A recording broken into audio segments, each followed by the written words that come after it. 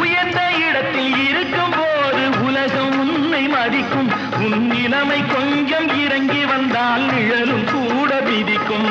மதியாதார் தலைவாசல் மிதிக்காதே என்று மானமுள்ள மனிதனுக்கு அவ்வை சொன்னது. அது அவ்வை சொன்னது, அதில் அர்த்தம் உள்ளது. பரமசிவன் கழுத்தில் இருந்து பாம்பு கேட்டது, கருடா சௌக்கியம்